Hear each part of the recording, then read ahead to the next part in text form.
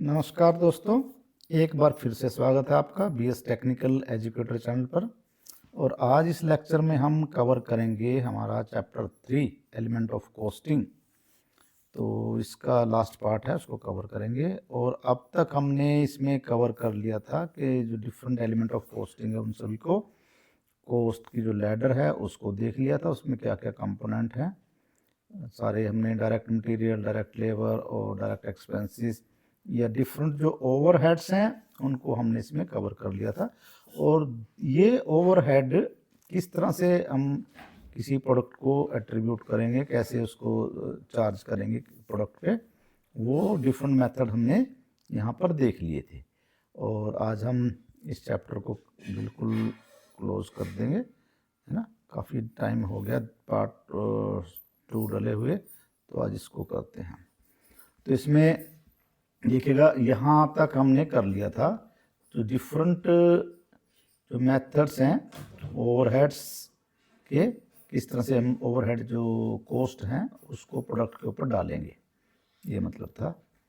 और ये हमारा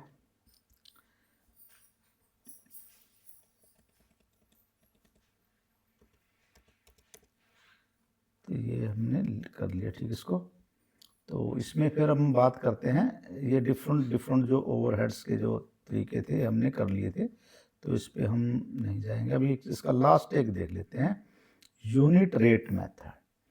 तो इस मेथड में क्या करते हैं हम, ओवरहेड को एलोकेट करने का तरीका क्या है, नंबर ऑफ यूनिट्स जो प्रोड्यूस हम कर रहे हैं उस तरीके से करेंगे। तो द यूनिट्स में भी मीटर, लीटर भी हो सकते हैं, है ना, जैसे जिस जिस चीज़ में उसको नापते हैं, जो भी आपने काम किया है, नंबर्स भी हो सकता है ना।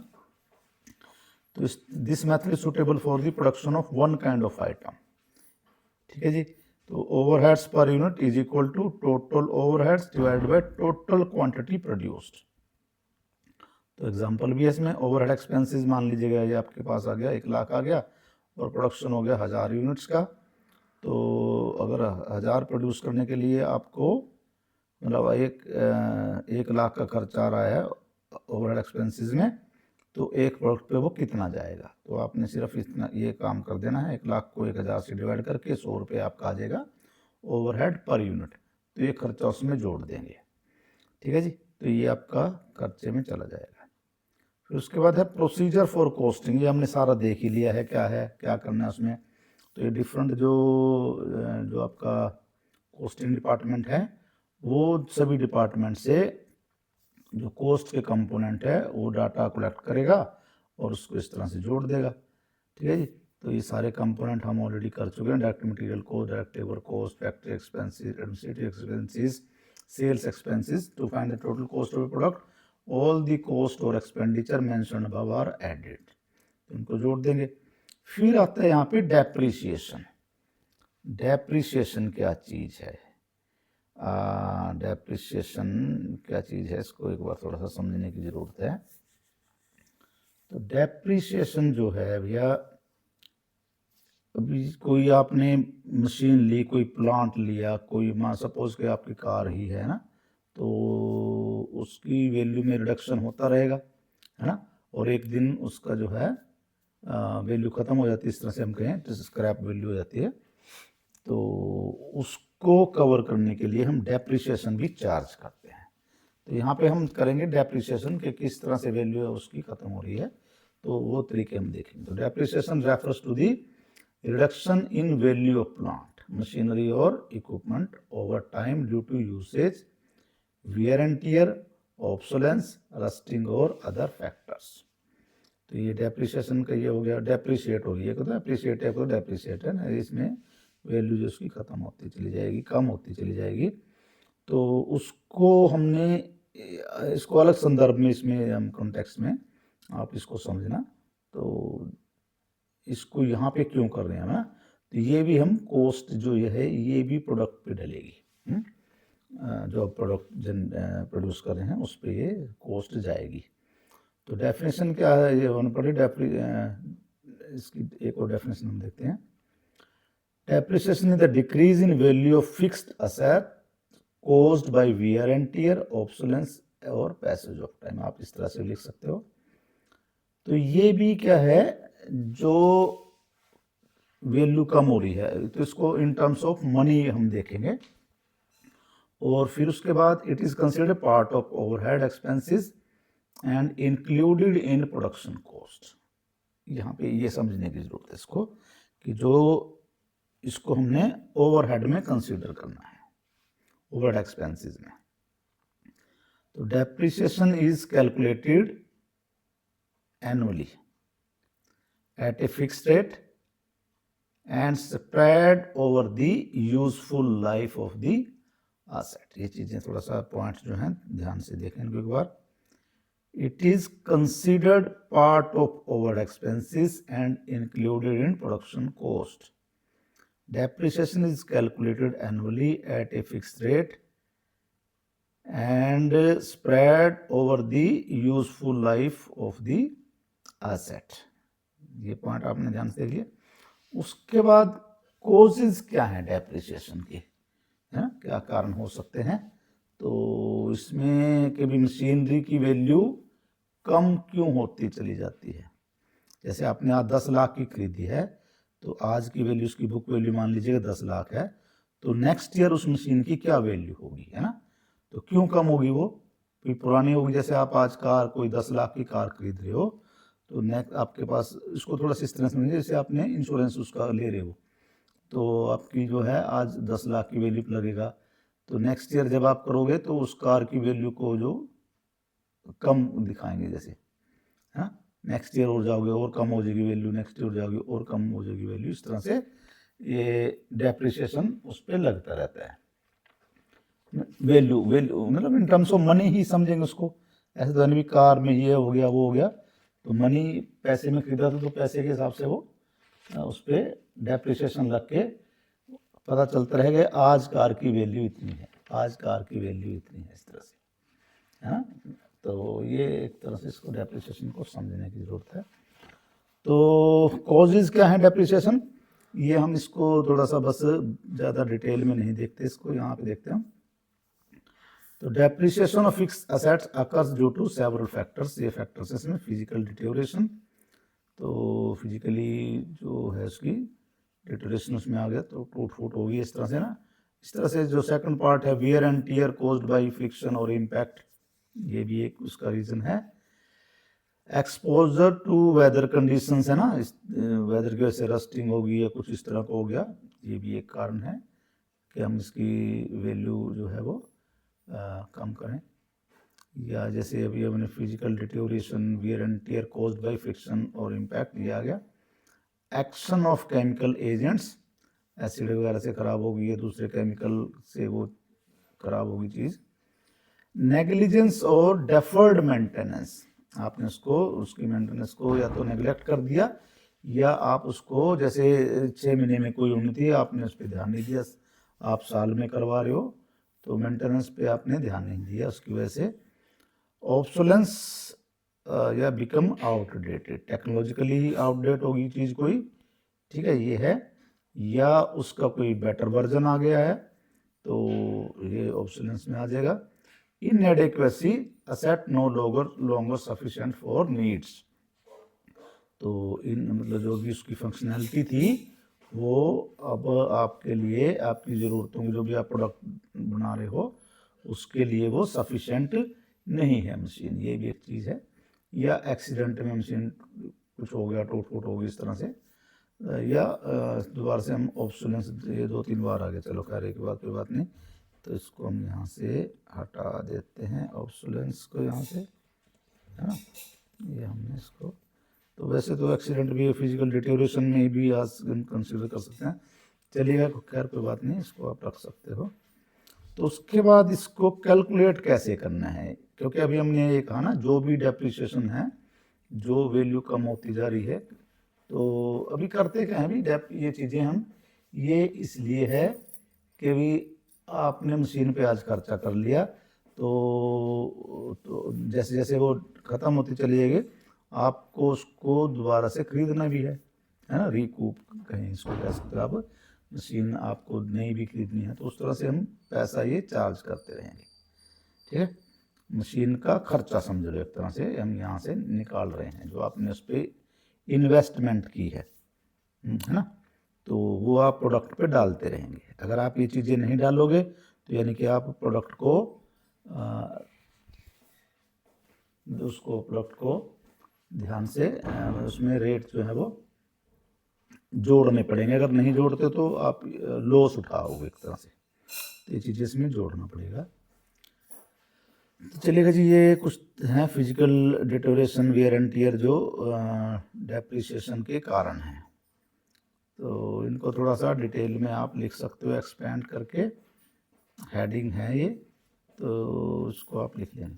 मेथड ऑफ कैलकुलेटिंग डेप्रिसिएशन, क्या क्या तरीके हैं? स्ट्रेट लाइन मेथड है, सिंकिंग फंड मेथड है, डिमिनिशिंग बैलेंस मेथड है, annuity charging revaluation method, insurance policy method, machine hour basis method, sum of year digits method. तो इसमें कुछ हम थोड़ा सा विद एग्जांपल से भी करेंगे, न्यूमेरिकल के साथ भी देखेंगे, और कुछ को हम सिंपल ऐसे देख लेंगे, तो जिससे कि आप हमारा जो टाइम है वो कम शॉर्ट टाइम में वीडियो आ जाए। तो अगर किसी को किस पर्टिकुलर मेथड पे न्यूमेरिकल चाहिए तो आप कमेंट करके लिख सकते हो, तो उसमें न्यूमेरिकल भी हम एक अलग से बना लेंगे।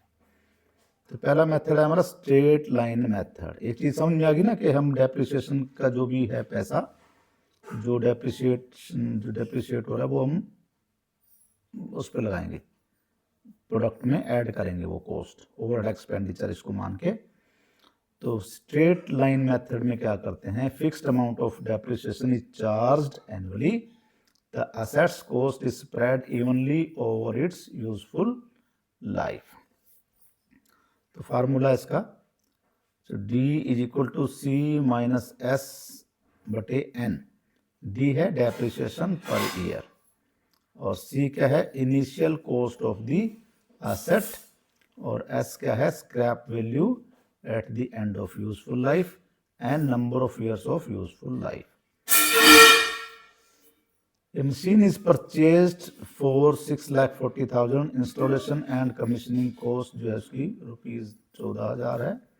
Estimated scrap value after 10 years 70,000 होगी।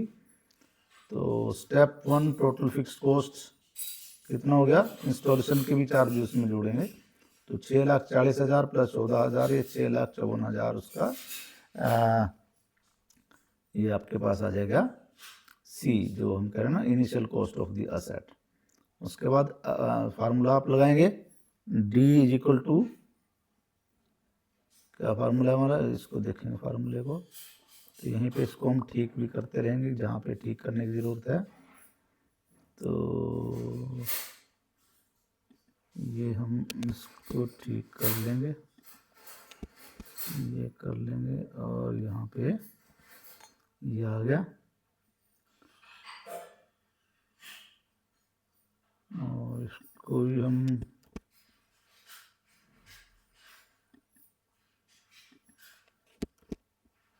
डिवाइडेड बाई 10 है, यूजफुल लाइफ 10 ईयर था, तो ये आ जाएगा हमारे पास, ये आ गया। तो आंसर आपके पास आ जाएगा 58,000 पर ईयर। ठीक है, एनुअल डेप्रिसिएशन ये आ गया, तो इस 58,000 को हम उधर डाल देंगे। एनुअली हमने इसको काउंट कर लिया है 58,000 पे। दूसरा है, यानी कि इसको कहें कि इतने पैसे हमारे प्रोडक्ट पे जाएंगे। Sinking fund method, a fixed sum is set aside annually into a fund, at the end of the asset's life accumulated fund is used to replace the asset. देखिए ठीक है ना, ये असेट को रिप्लेस करने के लिए हम वो पैसा यूज करेंगे। असेट इन मशीनरी या कुछ कोई भी चीज़ हमारे है उसको रिप्लेस करने के लिए हम उस फंड को यूज़ कर लेंगे। तो total cost of machine, S scrap value of machine, N number of years of life of machine. तो ये हमने लिख लिया, rate of interest on depreciated fund in fraction manner. Rate of depreciation per year का formula ये देख लीजिएगा यहाँ पे, D is equal to R C minus S बटे 1 प्लस आर की पावर n माइनस 1। तो ये एग्जाम्पल इसमें देख लीजिएगा। The estimated life of a machine is 15 years, purchased for rupees 80,000. The scrap value of the machine is rupees 30,000. If the rate of interest on the depreciated fund is charged at the rate of 4%, find the rate of depreciation by using the sinking fund method. तो ये इसका जो भी given data था ये लिख दिया यहाँ पे। 80,000, 30,000 and 15 years, rate of interest on depreciated fund R is equal to 4/100 is equal to 0.04। तो इसको एक बार यहाँ पे नोट कर लेंगे वैल्यू, इसको आप न्यूमेरिकल को अलग से यहाँ इस तरह से इसको रोक के ये आपने नोट कर लेना पहले, फिर आप शुरू करें काम को। फार्मूला बेस्ड है, सिंपल न्यूमेरिकल होते हैं, तो ज़्यादा इसमें दिक्कत की बात आनी नहीं चाहिए। उसके बाद एस्टिमेटेड लाइफ ऑफ मशीन इतना हो गया, rate of interest on depreciated fund जो भी ये फार्मूला लगा लेंगे आप तो 0.04 आ जाएगा। एनुअल रेट ऑफ डेप्रिसिएशन आपने फार्मूला लगा के कैलकुलेट कर लेना है। दिस इज दी फार्मूला, ये फार्मूला हो गया और यहाँ पर इसको रखें आप और ये आपके पास आंसर आ जाएगा इसका, ठीक है। उसके बाद है डिमिनिशिंग बैलेंस मेथड। तो इस मेथड में क्या है, this method is known as reduction balance और परसेंटेज ऑन बुक वैल्यू। जो भी बुक वैल्यू होगी मशीन की, ठीक है, उसका रिडक्शन होता रहेगा, तो रिड्यूसिंग बैलेंस, तो उस पे आपको डेप्रिसिएशन हर साल का लगता रहेगा। This method takes into consideration that the value of the machine depreciates rapidly in the early years and slowly in the later years. So in early years more value is depreciated, a certain percentage book value is taken as depreciation.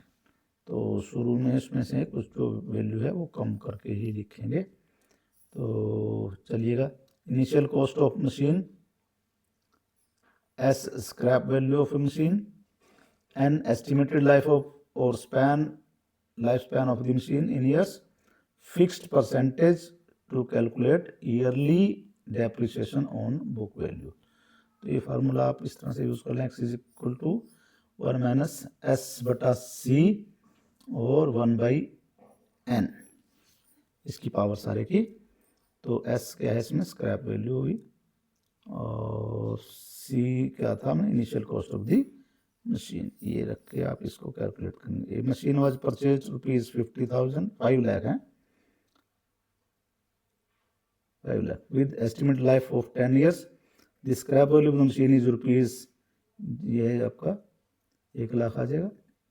Calculate the rate of depreciation by using the diminishing balance method. Also calculate the depreciated amount after the first year। ऐसे ही first year second year आप calculate इसको करते रहेंगे जिस year में भी होंगे। तो इनिशियल कॉस्ट इसकी हमने लिख ली यहाँ पे, इनिशियल कॉस्ट हम ज़्यादा ऊपर चले गए ना। इनिशियल कॉस्ट रुपीज 5 लाख आ गया, स्क्रैप वैल्यू आ गई इसमें 1 लाख है, लाइफ स्पैन आ गया 10 ईयर्स। और उसके बाद आपने फार्मूला यूज़ कर लेना फिक्स परसेंटेज निकालने के लिए। तो ये फिक्स परसेंटेज आ गई 0.1487 फार्मूला यूज़ करके इसको कैलकुलेट करके देखें। आप भी कुछ गलत गुलत है तो बता दीजिए ना भाई। Rate of depreciation per year D is equal to 1 इतना, तो रेट निकालने के लिए इसको आपने 100 से मल्टीप्लाई कर देंगे तो इतने परसेंट जो है रेट ऑफ डेप्रिसिएशन आ जाएगा अभी यहाँ पे। तो वैल्यू मशीन आफ्टर 1 ईयर्स, तो ये आपने लगा देना 5 लाख माइनस 1 माइनस इतना, और जो भी आएगा 4,25,650 इसकी वैल्यू आ गई। तो 1 साल के बाद कितना आ जाएगा, तो 5 लाख माइनस 4,25,650, तो इतनी वैल्यू में रिडक्शन आ गया। ये डेप्रिसिएशन फॉर फर्स्ट ईयर इतना आ जाएगा, ठीक है। जब आपको नेक्स्ट ईयर का कैलकुलेट करना तो ये आ जाएगा 5 लाख की बजाय, ठीक है। जैसे मैं भी आपको कह रहा था, ये कार की जो है वैल्यू मान लो आपकी शुरू में 5 लाख थी, अगले साल इतनी होगी, फिर अगले साल ये कैलकुलेट करेंगे जो भी मेथड वहाँ पे यूज़ कर रहे हैं वो। तो इस तरह से अगले साल का जब आपको निकालना है तो वहाँ पे 5 लाख की बजाय ये वैल्यू आएगी। उसके बाद है एन्युटी चार्जेस, चार्जिंग मेथड। इस मेथड को, इसमें भी हम इसको इस तरह से समझते हैं कि अगर आपने कहीं पैसा लगा दिया है, ठीक है, तो उस पैसे पे हम इंटरेस्ट चार्ज करेंगे। जो आपने वैल्यू मशीन खरीद ली, कुछ खरीद ली, उतना पैसा ये मान के हम इंटरेस्ट चार्ज करते हैं कि भाई ये पैसा मैंने अगर कहीं पे इन्वेस्ट किया होता है, इन्वेस्ट इन द सेंस कि आपको शेयर मार्केट में लगा दिया या बैंक में रख दिया, तो उस पर कुछ इंटरेस्ट आता है, ठीक है, तो उसको कवर करने के लिए वो इंटरेस्ट हमें नहीं मिल रहा, हमने इधर लगा दिया, है ना, तो इसमें वियर टियर की, बाकी में तो वियर टियर की बात करें, यहाँ पे हम ये कॉन्सेप्ट रखेंगे कि भाई ये अगर मैंने पैसा शेयर मार्केट में या कहीं बैंक में रखा होता तो मेरे को इस पर इंटरेस्ट मिलता रहता है, ठीक है, तो वो इंटरेस्ट यहाँ पे हम चार्ज करते थे। The annuity method of depreciation is a specialized accounting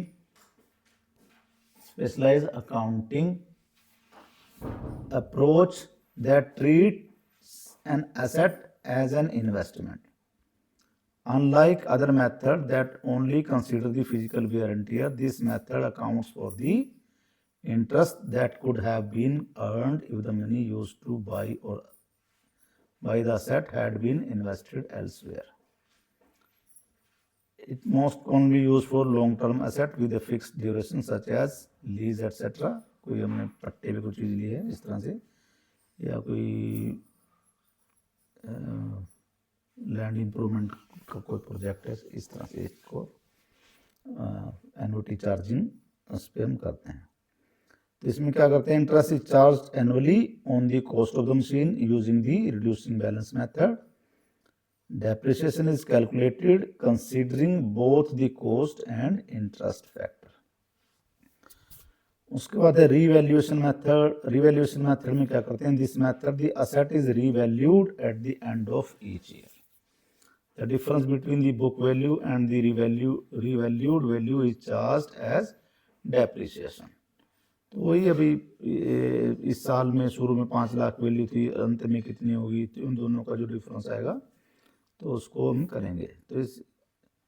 तो स्टैंडर्ड मेथड नहीं है, ठीक है, तो इसको वहीं यूज़ किए जाते हैं जहाँ पे वो फिक्स्ड, उस पर आप यूज़ नहीं कर सको चीज़ें जो हमने ऊपर यूज़ की हैं फार्मूले, अगर वो उस पर लागू ना कर सकें कि वैल्यू जो है वो फ्लक्चुएट होती रहे, है ना, use for the assets with fluctuating values, वहाँ पे इसको, इस मेथड को यूज़ कर सकते हैं। उसके बाद क्या, इंश्योरेंस पॉलिसी मेथड। इस मेथड में क्या है कि जितने की मशीन है उसका जो प्रीमियम आप पे करो उस हिसाब से, और लास्ट में जो आपको पैसा मिले उसको आप मशीन को रिप्लेस करने में यूज़ कर लो। तो इंश्योरेंस पॉलिसी मेथड में, इन this method the annual depreciation amount is paid as premium to an insurance company. At the end of the asset's life, the insurance company pays back the accumulated amount, covering the cost of replacement. Depreciation fund is thus created in the name of the insurance company.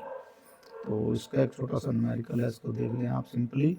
Value of asset rupees इतना, life of asset 5 years, rate of interest 5%, annual premium paid rupees इतना, और ये उसके बाद आपके पास accumulated इतना आपने premium पे किया था, इंटरेस्ट इतना मिल गया आपको, और उसके बाद ये चीज़ है, ठीक है जी, इतना, ये इससे आप मशीन को रिप्लेस कर सकते थे। उसके बाद क्या है, मशीन और रेट मेथड। तो depreciation is calculated based on the total number of hours of a machine operates annually. This method is suitable for machine intensive industries, यहाँ पे ज़्यादातर जो है मशीन से काम हो रहा है। For this purpose a work hour chart of every machine is prepared. तो यहाँ पे कॉस्ट ऑफ मशीन जो है 2 लाख है मान लीजिएगा, स्क्रैप वैल्यू उसकी 20,000 होगी, लाइफ 10 ईयर होगी, 10 years, average annual working hours 2000 आ गए। तो डेप्रिसिएशन फंड के लिए क्या करोगे आप, 2 लाख आ गया, ये 20,000 इसमें से माइनस कर रहे हैं हम, क्योंकि स्क्रैप वैल्यू ये तो रिकवर कर सकते हो मशीन को स्क्रैप करके, तो बची आपके पास 1,80,000 रुपये। और number of hours a machine runs in year तो 2000 गुना 10 तो 20,000 घंटे चलेगी मशीन। तो depreciation per hour 1,80,000 divide by 20,000, तो 1 घंटे का जो डेप्रिसिएशन चार्ज है वो 9 रुपये इसमें आ गया। तो इसको जितने घंटे वो चल रही है मशीन उतना उस पर हम प्रोडक्ट पे डाल देंगे इसको भी। उसके बाद है सम ऑफ ईयर्स डिजिट मेथड। तो इस मेथड में डेप्रिसिएशन कैसे चार्ज किया जाता है इस देखते हैं हम। In this method depreciation charges are calculated by multiplying the total depreciable amount by a fraction of that charges each year.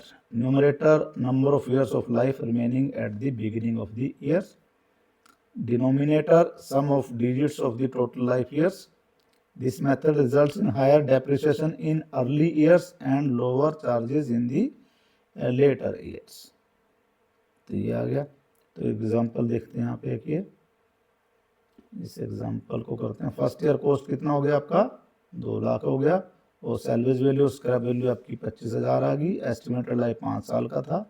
तो डेप्रीशिएबल अमाउंट तो सी माइनस एस आप निकाल लेंगे, तो 2 लाख माइनस 25,000 1,75,000 आ गया। सम ऑफ डिजिट्स, अब सम ऑफ जैसा इस नाम है वो इसको आपने जोड़ देने, 1 2 3 4 5 सारे जोड़ दिए। सम ऑफ डिजिट्स ईयर्स के जो थे 15 हो गए टोटली ये। तो डेप्रिसिएशन चार्जेस पर ईयर, तो पहले में क्या है आपका 5 डिवाइड बाई 15 जो ऊपर हमने फार्मूला लिखा था, 5 डिवाइड बाई 15 इंटू 1,75,000 रुपये, तो 58,300 आ गया। जो पहले साल में जो वैल्यू आएगी 58,300। उसके बाद ईयर 2 आ गया, तो 5 की बजाय 4 आ गया। ठीक है, तो जैसे जैसे ये वैल्यू जो कम होती जाएगी वैसे वैसे जो अमाउंट है ये कम होता चला जाएगा। तो 46,700 आ गया। उसके बाद थर्ड ईयर का आप देख लो, तो 3/15 गुना 1,75,000 35,000 आ गया चौथे साल का। ठीक है, 2 इतना और ये 23,000, और 5वें साल में आपका इतना, तो 5वें साल में 11,700 ही डेप्रिसिएशन बचा। तो डेप्रिसिएशन चार्जेस ईयर वाइज ये इस तरह से आपके पास आ जाएगा। फिर हम बात करते हैं ऑब्सोलेंस क्या चीज़ है। ऑब्सोलेंस को भी थोड़ा सा देख लेते हैं। Obsolescence occurs when a machine, चाहे वो आप फुल्ली फंक्शनल हो, fully still functionally efficient, becomes economically obsolete due to the introduction of superior, more productive or cheaper technology in the market. इस तरह केसेस में the old equipment becomes out of fashion and efficient companies efficient compared to modern alternatives. Machine ठीक ठाक है, ठीक है, पर उसकी जो कहें कि उससे बढ़िया वर्जन आपको मिल रहा है, तो या वो सारे फंक्शन नहीं कर पा रही है पुरानी मशीन। उस तरह से जो है टेक्नोलॉजिकली और यूजफुलनेस वाइज भी वो काम की नहीं रही, या उसकी जो मेंटेनेंस कर रहे हैं वो ज़्यादा महंगी पड़ रही है। तो इस तरह की जो चीज़ें हैं उसकी वजह से मशीन को एक कोने में रख देते हैं, एक बाड़ा होगी उसको स्क्रैप कर दो, स्क्रैप वैल्यू स्क्रैप में बेच दो, इस तरह। ठीक है, तो मान लीजिए जैसे आपने कार ली, उसकी एफिशिएंसी वो 10-15 है ना, 15 है, तो आपको नया वर्जन मिल गया, नई जो मॉडल हैं जिनकी एवरेजेस जो है बहुत अच्छी है। ठीक है, तो आप उसके लिए जाओगे इस तरह से। ठीक है, वैसे तो या उसकी जो और चीज़ें भी उसमें क्या कहें हम, एफिशिएंसी जो डाउन चली गई ना, इस तरह से हम इसको कहेंगे ऑब्सोलीट होगी चीज़ कोई। ठीक है, तो ऐसे ही मशीनरी का भी है। तो एस्टिमेटिंग ऑब्सोलेंस कॉस्ट, तो इस कॉस्ट को भी हम डालेंगे प्रोडक्ट के ऊपर। तो देख लिया आपने कि किस तरह से ये कम होता जा रहा है, वैल्यूज जैसे जैसे कम होती चली जाएंगी, पर ये सारा खर्चा आपको जो डालना है। तो एस्टिमेटिंग ऑब्सोलेंस कॉस्ट कैसे करेंगे एस्टिमेट इसको। इट इज चैलेंजिंग टास्क है, कैसे अंदाजा लगाएं ना कितना डालना है। तो यहाँ पे इसको पढ़ते हैं। It is challenging for a cost estimator to accurately predict obsolescence related overheads because the pace of technological innovation is uncertain. ठीक है, कितनी स्पीड पे कोई इनोवेशन, कितनी स्पीड पे कोई नया मॉडल आ रहा है ना, उस हिसाब से ये थोड़ा सा मुश्किल काम है कि हम कितना चार्ज करें। As a general practice, to account for the risk of machine becoming obsolete, the expected lifespan of the machine is reduced in financial calculations. तो यहाँ पे जैसे ओरिजिनल एस्टिमेट आपके पास है, machine is expected to last 10 years, the annual depreciation is 100/10, यानी कि 10% का एनुअल डेप्रिसिएशन आ गया। तो यहाँ पे एडजस्टेड एस्टिमेट किस तरह से करेंगे, विद ऑब्सोलेंस भी अगर इसमें कंसिडर किया जाए तो हम क्या करेंगे, 8 की बजाय हम 10 साल जो है इफेक्टिव लाइफ स्पैन कंसिडर करेंगे।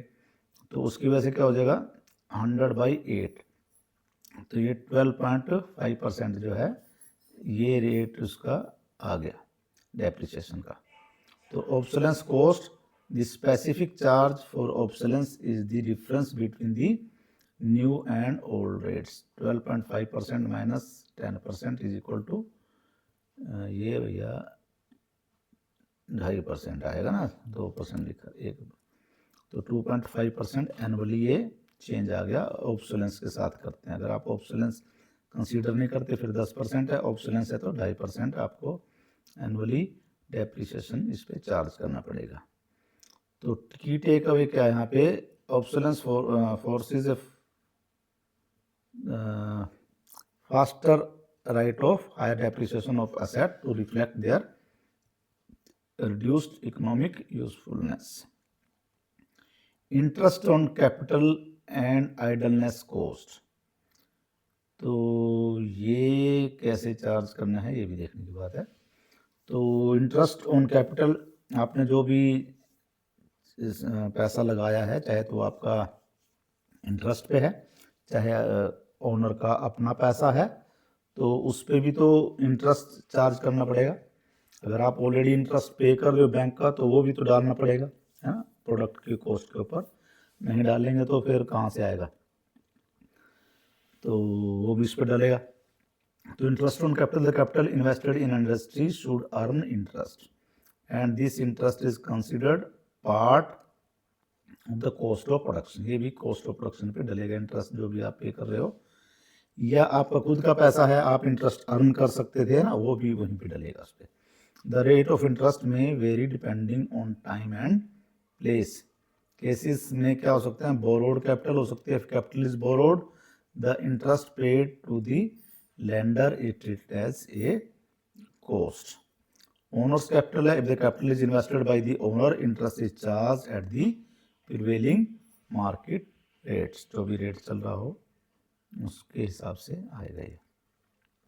तो key point, interest on capital ensure that the cost of production reflects the true economic value of the resource used, whether borrowed और self invested. Idleness cost, idleness cost में, तो idleness cost का मतलब machine idol है, तो दो तरीके के केस हो सकते हैं इसमें। लेबर की वजह से भी आइडलनेस हो सकती है और मशीनरी की वजह से भी, है ना, जो कारण हो सकते हैं। तो idleness cost refer to the loss, मतलब कि मशीन आवर आपके लूज हो गया ना, तो मशीन आवर्स लूज होने की वजह से आपका कॉस्ट बढ़ रहा है, तो उसको भी हम कंसिडर करेंगे, कॉस्टिंग में उसको शामिल करेंगे। Idleness cost refer to the loss incurred when production capacity is not fully utilised. आपकी मशीन जैसे भैया आपने 12 घंटे की शिफ्ट चला रहे, 2 घंटे वो आइडल रहेगी, तो 2 घंटे का लॉस हो गया ना। तो इस तरह की जो कॉस्ट हैं वो भी हम यूज़ करेंगे इसमें। तो मशीन ब्रेकडाउन्स क्या क्या कारण हो सकते हैं, लेबर स्ट्राइक और absenteeism, shortage of raw materials, power failures, these are सब considered part of overheads and affect the overall cost of production. तो ये हो गया। तो इसमें आप थोड़ा सा रीजन के लिए ये क्वेश्चन को थोड़ा सा और एक्सपेंड कर सकते हो, क्वेश्चन का आंसर क्या क्या इसमें आप लिख सकते हो। अगर ये इसके लिए आप कॉपी पेन यूज करके इसको लिख लेंगे तो ज़्यादा बेटर रहेगा। क्या लिख लेंगे कि भाई आइडलनेस ऑफ मशीन और आइडलनेस ड्यू टू वर्कर्स क्या क्या हो सकते हैं मशीन की वजह से। जैसे हमने इसमें कंसीडर कर लिया पावर फेलियर्स लिख लिया, फिर आप कुछ पॉइंट और नोट कर सकते हैं इसमें अलग से। इसमें आइडलनेस ऑफ मशीन में आप लिख सकते हो पावर फेलियर की वजह से, पुअर शेड्यूलिंग ऑफ मशीन्स ना, पुअर शेड्यूलिंग ऑफ मशीन्स कि आपने इस तरह से शेड्यूल किया है कि मोस्ट ऑफ द टाइम कुछ मशीन्स जो है बिना यूज के पड़ी हैं। और क्या कर सकते हो आप, मशीन आउट ऑफ ऑर्डर है, non usage of machine at its full capacity.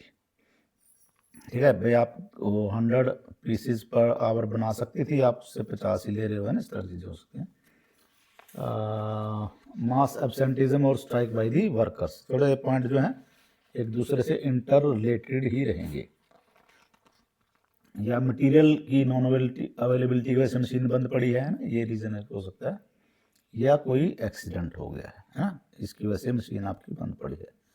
तो ये तो हो गया आइडलनेस ड्यू टू मशीन्स की वजह से, मशीन ब्रेकडाउन की वजह से ना, ये मशीन आपकी बंद पड़ी है, ये आइडलनेस होगी मशीनरी के। उसके बाद हम वर्कर की वजह से क्या कर सकते हो आप ना, तो वर्कर में भी लगभग वही चीज़ें हैं जो हमने ऊपर डिस्कस करी हैं। तो इसमें आप लिख सकते हो वही सेम बात होगी, पावर फेलियर है, ये भी वही वर्कर की वजह से होगी, कोई ना कोई पावर फेलियर हुई है, लैक ऑफ मेंटेनेंस उस सिस्टम की पावर वाला। और क्या हो सकता है, machine out of order, maintenance नहीं हुई प्रॉपर या उसको टाइम लग गया ठीक करने में। मास एब्सेंटेज वो स्ट्राइक तो वर्कर का ही पॉइंट हुआ, और जो पर्सनल जो काम पे हैं लोग वो रेस्ट कर रहे हैं, या पर्सनल नीड जो भी हैं उसकी वजह से मशीन बंद है। और क्या कर सकते हो, वेटिंग फॉर रॉ मटेरियल और job instructions, lack of proper supervision, या फिर इधर उधर घूमते रहते हैं बहुत सारे लोग हैं ना, उसकी वजह से भी जो ये आइडलनेस आ जाएगी। तो ये सारे जो चीजें हैं उसमें जोड़ने पड़ेंगे हमें कॉस्ट में। उसके बाद है repair and maintenance cost, and उसके बाद इसमें आगे मेथड ऑफ कॉस्टिंग देखेंगे कौन कौन से हैं। तो रिपेयर एंड मेंटेनेंस कॉस्ट में क्या है, repair and maintenance cost is the expenditure incurred to restore an asset to its original working conditions और to maintain its efficiency and productivity. क्या इसमें कुछ डेफिनेशन की कोई ऐसी खास इसमें बात नहीं थी, तो ये आपको इसको देख लेंगे ऐसे। पर्पस क्या है, पर्पस वही है, स्मूथ फंक्शनिंग है, prevent breakdown and sustain productivity. Treatment considered part of manufacturing overhead and charge to the cost of production. तो इसको मैन्युफैक्चरिंग ओवरहेड का एक पार्ट समझकर उसमें फिर ये ऐड किया जाएगा। उसके बाद हम बात करें की पॉइंट इसमें क्या ले सकते हैं आप, repair and maintenance cost is not a direct expense but an overhead as it support the overall production process rather than a specific job। हो गया। उसके बाद आते हैं मेथड ऑफ कॉस्टिंग क्या क्या है। तो टाइम ज़्यादा हो गया, हम ज़्यादा स्लो थे तो फटाफट इसको ख़त्म करते हैं। मेथड ऑफ कॉस्टिंग किस तरह से आपने क्या तरीका अपनाना है, तो डिपेंड करेगा पर्टिकुलर किस टाइप का प्रोडक्शन है, तो उसी के हिसाब से ये करेंगे। तो पहले जॉब कॉस्टिंग, तो इंडिविजुअल जॉब की कॉस्टिंग के लिए इसको किया जाता है, adopted by builders, contractors etcetera. It is used for the non repeated custom made products where cost are accumulated for each specific order और प्रोजेक्ट। ठीक है भाई, तो बाकी इसमें से आप और इसको थोड़ा सा स्लो करके पढ़ सकते हैं, नोट कर लें इसको। This method is also known as order costing or terminal costing. It is a basic costing method and it may be used in combination with other costing methods. उसके बाद आते हैं process costing, applied in industry with continuous mass production flows where products are identical and pass through sequential stages. उसमें बहुत सारी stages हो रही है, ठीक है, हर एक स्टेज का जो कॉस्ट आएगा उसको फिर सारे को जोड़ के सारे पे डिवाइड कर देंगे इस तरह से. For example, oil refining, chemical processing, cement and textiles, the costing of different stages of process is done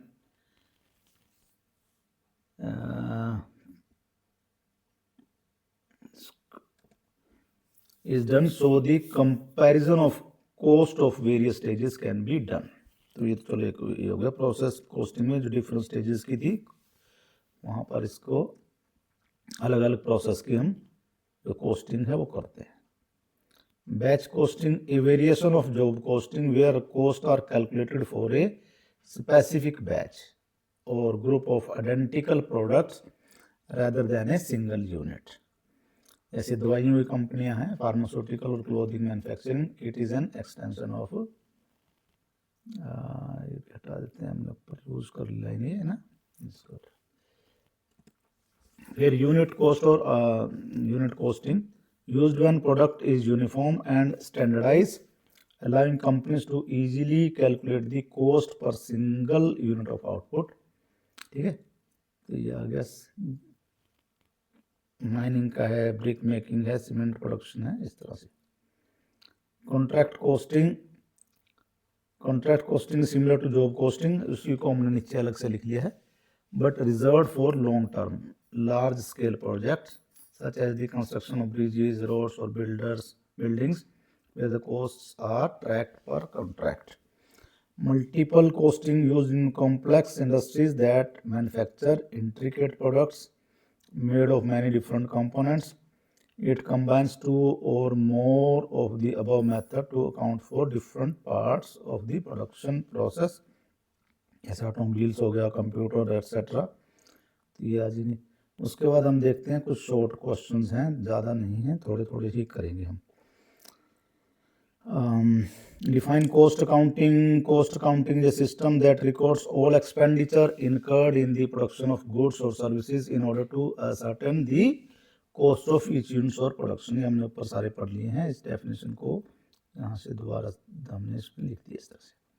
It may also be defined as a system of accounts are designed to determine the cost of manufactured products. उसके बाद हम ये जो आपके हैं एक number के questions की बात करें. What is cost? Cost is amount of expenditure incurred on और attributable to a given thing. What is costing? Costing is the technique and process of ascertaining costs. What is cost accounting? Cost accounting is the process of accounting for costs, beginning with the recording of expenditure and ending with the preparation of statistical data. What is cost accountancy? Cost accountancy is the application of costing and cost accounting principles to the science, art and practice of cost control and ascertainment of profitability.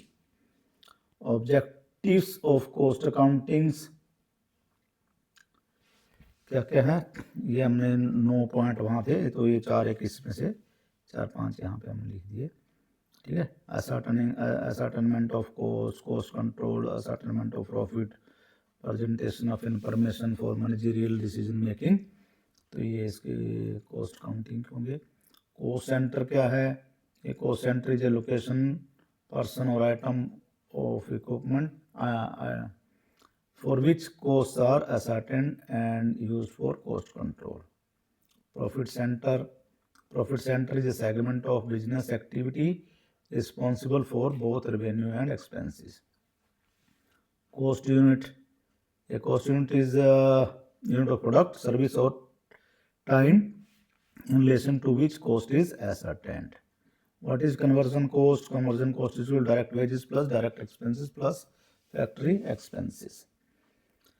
What is factory cost? is equal to prime cost for factory overhead. Prime cost के जो 3 component है वो है ही है ना, तो ये ladder से आप इसको देख लेंगे. What is prime cost? Direct material, direct expenses, ये आपका प्राइम कॉस्ट डेफिनेशन आ गई. व्हाट इज ओवरहेड, तो ये overhead indirect material, indirect wages, indirect expenses, ये आ जाएगा आपका। वेजेस वही लेबर वाला ही है ना। व्हाट आर इंडायरेक्ट एक्सपेंसेस, तो indirect expenses includes cost not directly linked to a specific job, process और unit, they cover indirect material and indirect labour and are treated as overheads. Types of overheads में factory overheads minus factory rent, lighting, इस तरह से minus नहीं, minus बोल गया। Factory overheads के आगे ये अलग सब हेड समझ लो इसको। Factory rent, lighting, power, depreciation of machinery, repair etcetera. Office and administration overheads में ये सारी आ जाएंगे। इसके एग्जांपल कोई पूछे आपसे तो ये आ जाएगा, तो इसको पढ़ लें थोड़ा सा। टेलीफोन, डेप्रिसिएशन और ऑफिस फर्नीचर एटसेट्रा। तो सेलिंग ओवरहेड्स में इसके एग्जांपल आपने लिख देने आगे। तो ये यहाँ पे हमने ख़त्म करें इसको।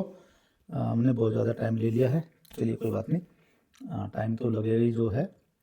और ये वीडियो आपको अवेलेबल है BS टेक्निकल एजुकेटर चैनल पर, तो चैनल को सब्सक्राइब करके ज़रूर रखें ताकि आपको आने वाली हर वीडियो की इन्फॉर्मेशन टाइम से मिल जाए।